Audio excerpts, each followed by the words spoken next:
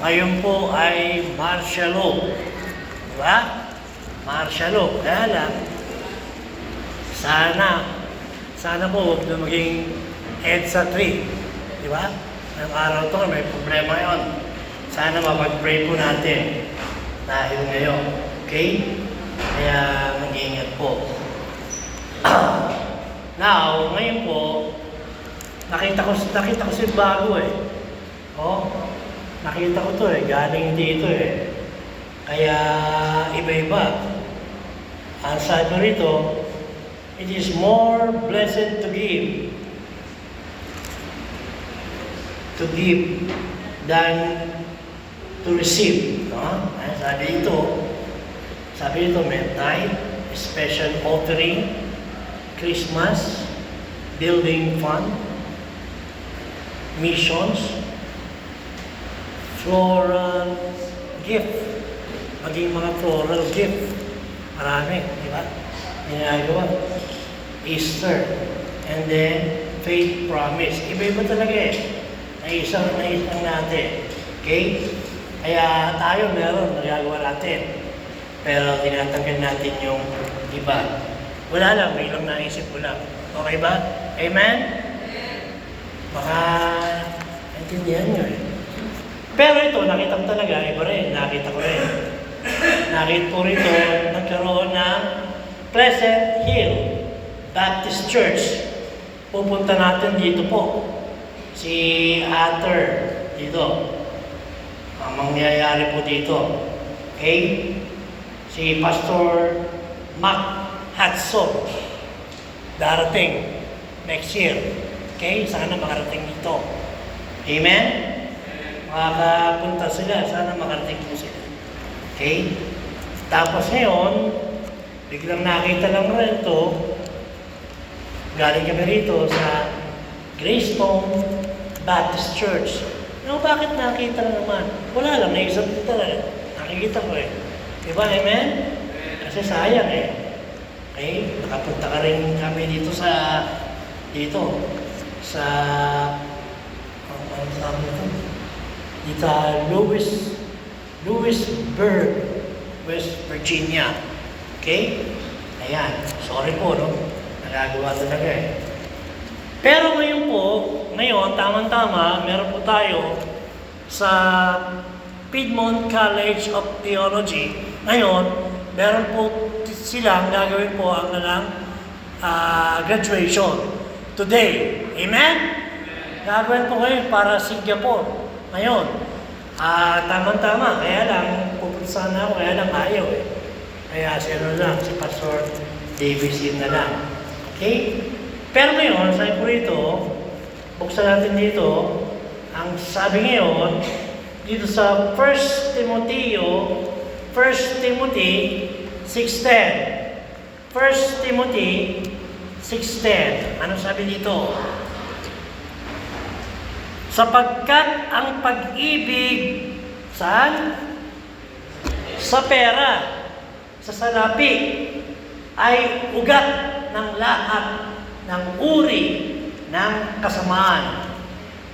Na dahil dito, ang iba'y nagsilayo sa pananampalataya, sobrang lakas.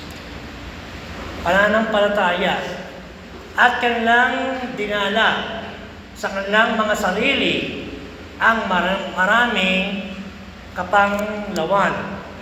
So, may mahalin si Yahweh kaysa sa yaman. So ngayon, sorry po, masyadong malakas ang aking salita, kaya okay lang. So sabi po rito, ang pera ay isa sa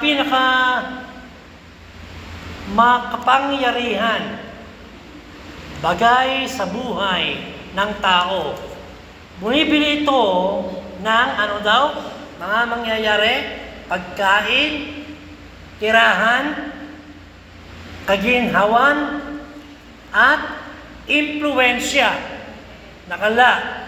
Ngunit, binabalaan tayo ng kasulatan. Hindi labang sa pera, kundi laban sa pagmamahal sa salapi o sa pera. At sabi nga po rito, pag-unawa sa pagmamahal sa salapi o sa pera. Amen? Amen ba?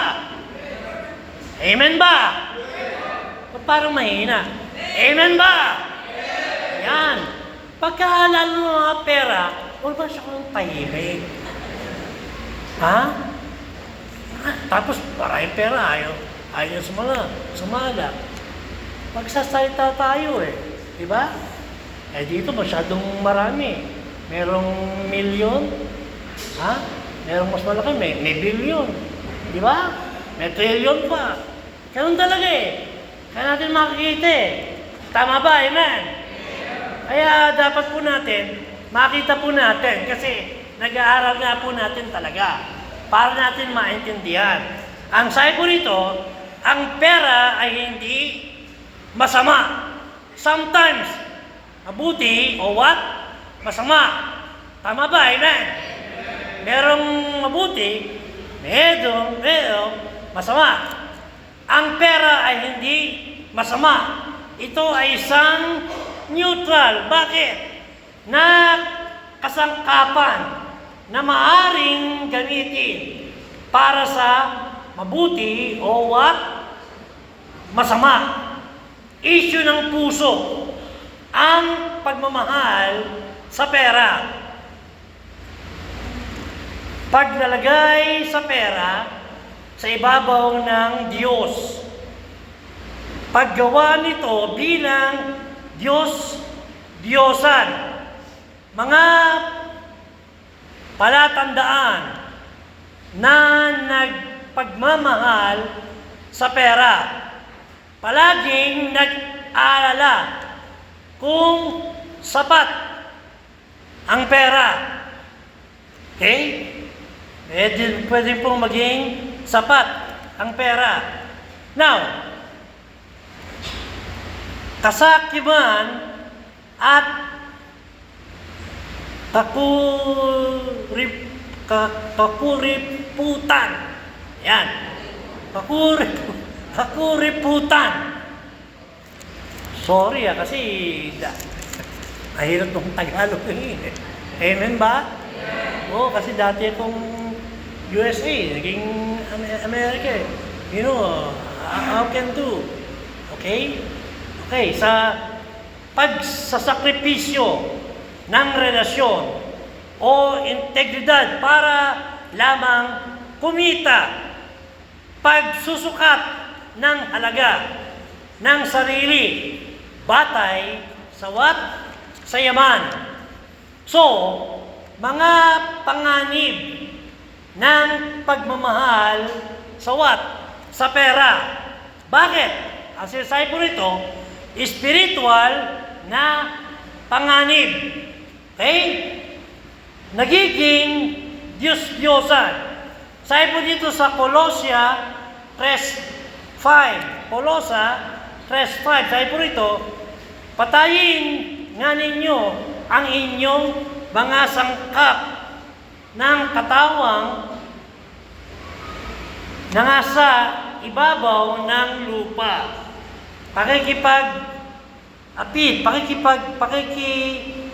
Pakikiapid, karumihan, masamang pita, masasamang nasa at kasakiman na iyay pagsamba sa mga Diyos-Diyosan. Maaring humantong mga paglaya sa pananampalataya.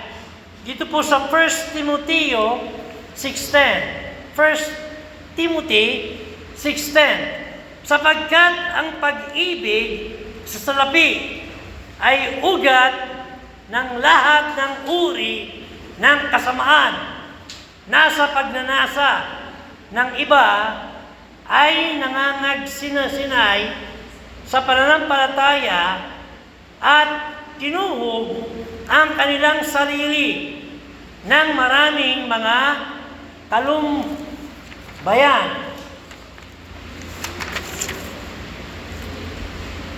Sa pangalawa, sabi po rito, relasyonal na panganib. Relasyon na panganib. Bakit? Ang sabi rito, nagdudulot ng alitan sa mag-asawa, pamilya, at pangkakaibigan. No? Lahat magkikaroon ng relationship na panganib. Pwedeng mag-asawa, pamilya, o pagkakaibigan. Okay? Tayong lahat. Meron tayong, siyempre, may mga asawa tayo. Amen ba? Yung ating asawa, iba-iba lang. Hindi pwedeng dalawa o tatlo. Isa lang. Amen ba? Siyempre, iba-iba lang. Pwede lang kung namatay na. Andun, di ba? So, kamukha ni Peter Rivera, patay na eh. Di ba? Kaya, iba na. Bago talaga eh. Di ba? So, sabi po rito, nagdudulot ng alita sa mag-asawa, even pamilya, at pagkakaibigan. Yung iba, minsan, nangyayari. Nawawala. Yung iba, mga pagkakaibigan. Tama, amen? Yung iba, mga pagkaibigan, at least, salamat. Magayon, nandito pa rin natin mga pagkakaibigan. Tama, amen?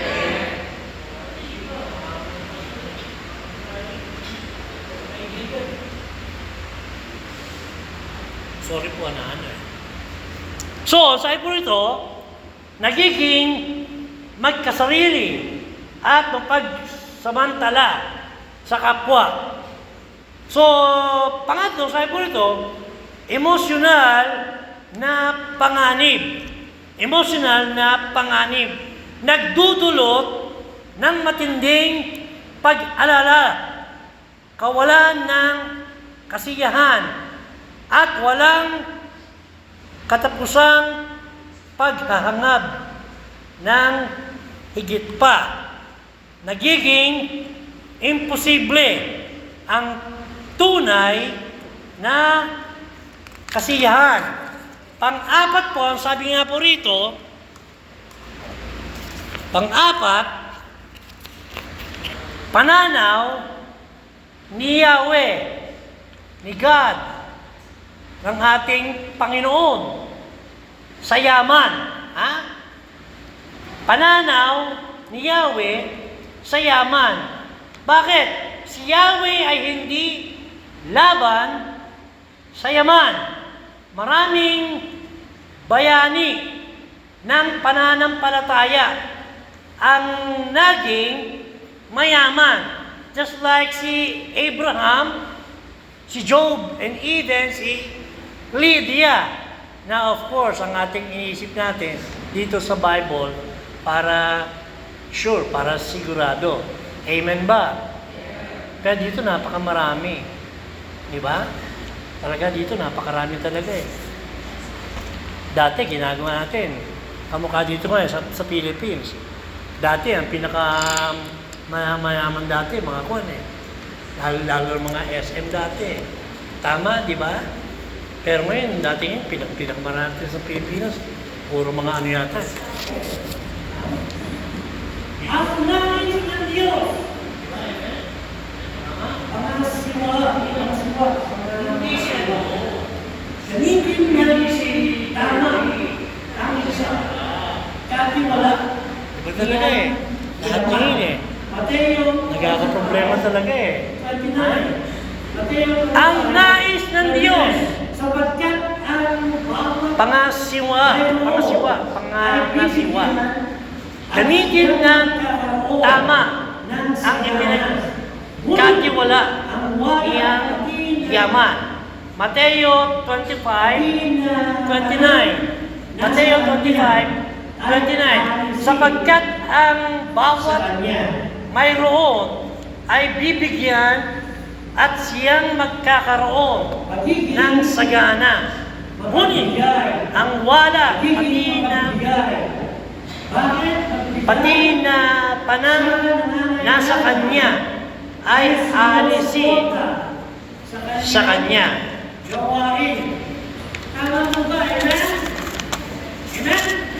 Pagiging mapagbigay. Pagiging mapagbigay. Bakit magbigay?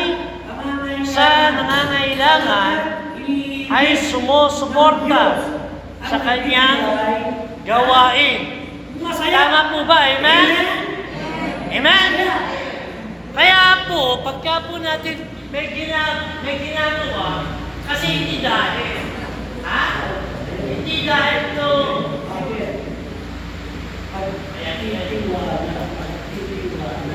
Kaya po sabi, hindi masyadong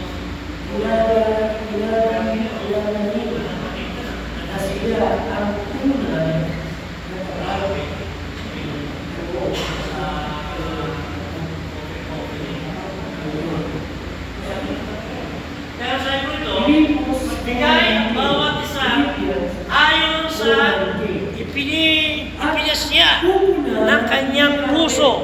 Huwag mabigat sa loob o dala ng pangangailangan sapagkat iniibig ng Diyos ang nagbibigay ng masaya. Amen? Masaya. Masaya ba kayo? Baka hindi kayo masaya. Dapat masaya. Amen? Bakit? Pagtitiwala. Ha? Pagtitiwala. Kilalanin na siya ang tunay na tapag kaloob. Tapag kaloob.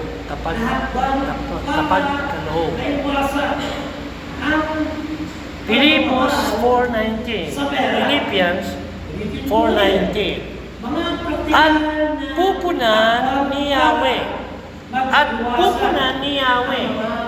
ang bawat pangangailangan ninyo ayon sa kanyang mga kayamanan sa kaluwalhatian kay Kristo Yeshua. Sabi siya, napakisilang Ito, nasa 11.5 pa lang Natapos na agad Amen ba? Parang hindi masyadong matagal. Mas na. Sapagkat siya rin. Diba?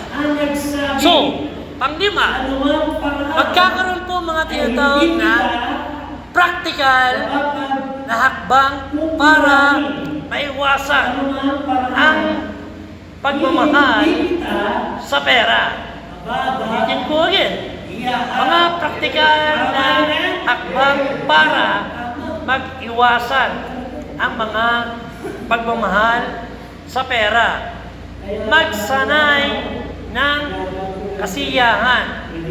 Matutong magsabi, sapat na. Hebreo 13:5. Hebreo 13:5. Mangilag kayo sa pag-ibig sa lapi. Mga kasiya kayo sa inyong tinatangkilik sapagkat siya rin ang nagsabi sa anumang paraan ay hindi kita papapagkukulangin sa anumang paraan hindi kita pababayaan. Tama, amen? Yan, tama. Kakaroon talaga ganun talaga. Dati. Kaya lahat tayo, magagawa po natin. Pwedeng magagawa. Kaya po sabi nga po dito, magbigay na bukas palad. Magkakaroon po natin ang tawag na magbigay Tama na. ng bukas palad. Tama na. Tama ka. Kasi, Sabi ni Lord, ulit. Ayan. galing sa Tama tayo. langit, Tama tayo. narito, Oo. tama? Tapos ito, Okay, sandali. Ano sabi ito? Ang tunay na kagalakan at kapanatagan ay nagmumula kay Yahweh, hindi sa laman ng ating bulsa. Tama ba yan? Amen? Hindi ah. Kaya may nga eh. Kaya nga eh. Baka mamaya si John magbigay ng bukas palad. Sa kaloob ay pagtulong sa kapwa. Pero sayang namin sa ito.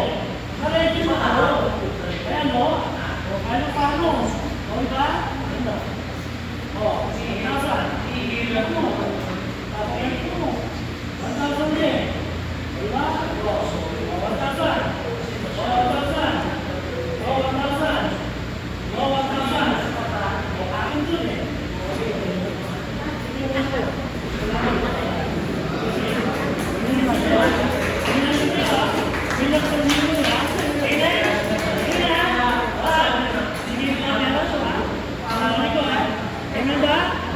Amen? Sunod ko sa dito ha.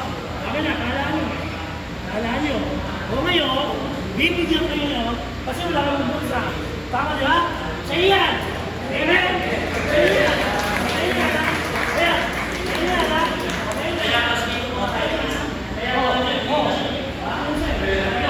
Sabi tayo na. Ulit.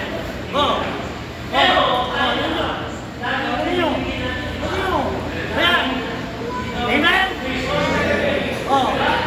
Ayan, sige.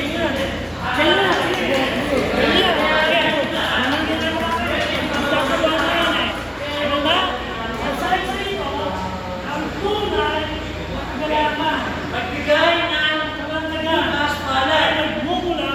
Sa kaloob ay pagtulong sa kapwa. Iwasan natin na magbigay sa iba. Kumpara ang sarili sa iba.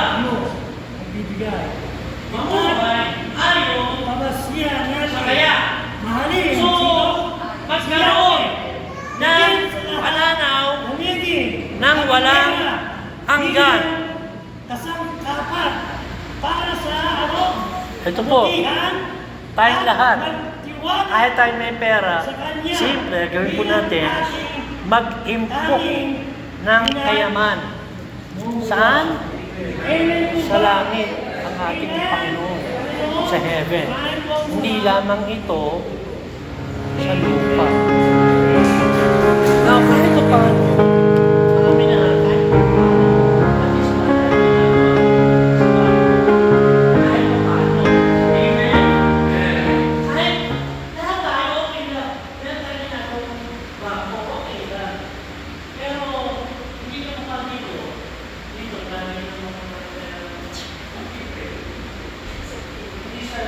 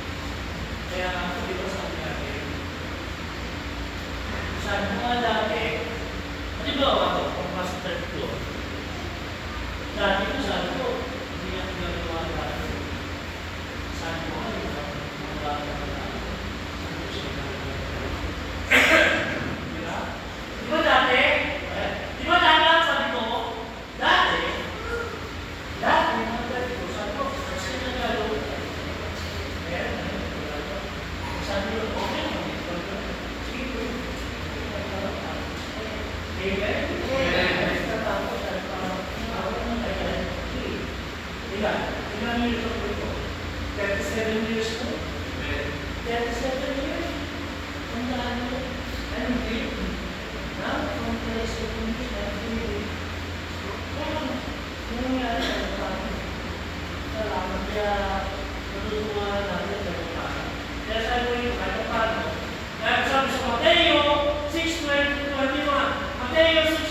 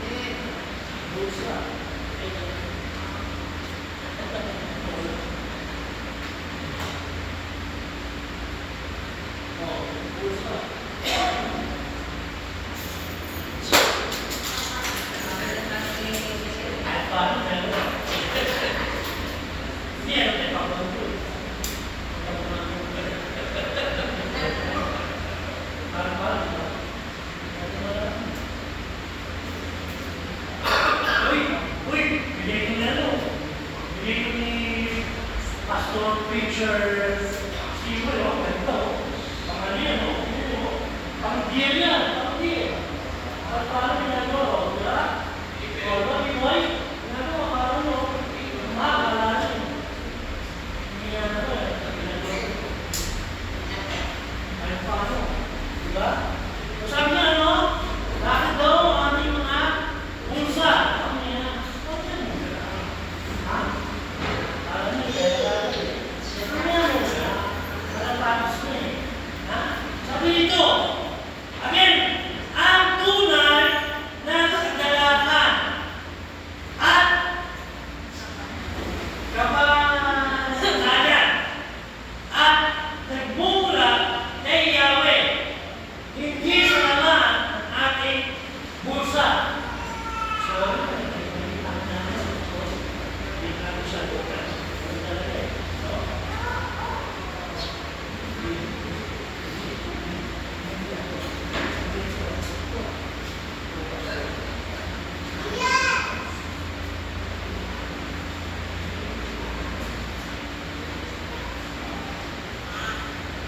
O, sabi, again, sabi nito, ang tunay na kagalakan at kapalagayan ay nagmumula kay Yahweh, hindi sa laman ng ating bulsa. Now, kailangan ngayon,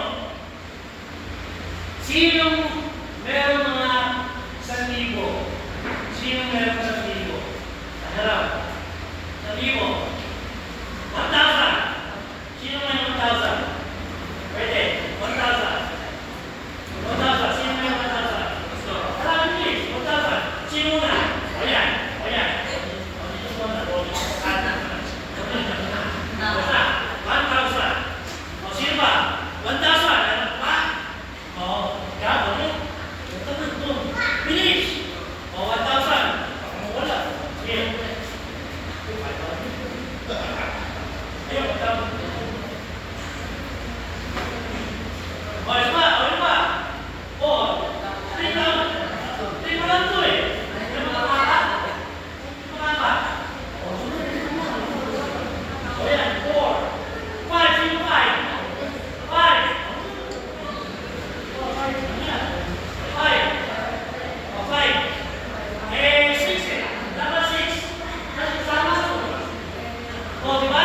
O, tignan nyo. Sino mga pupunta ng mga third floor?